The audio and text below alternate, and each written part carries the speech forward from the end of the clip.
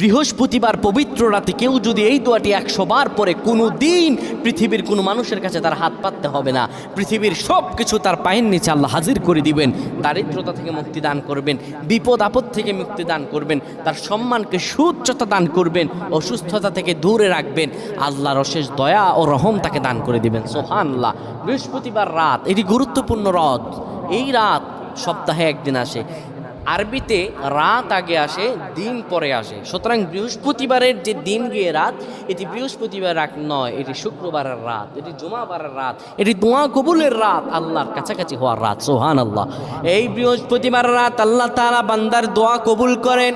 কেউ যদি বৃহস্পতিবার রাতে ঈশা নামাজের পরে পবিত্র হয়ে ইয়া হাইয়ু ইয়া হাইয়ু ইয়া হাইয়ু ইয়া রফিয়ু ইয়া রফিয়ু ইয়া রফিয়ু এই দোয়াগুলো পড়তে পারে 100 বার, আল্লাহ রাব্বুল আলামিন তার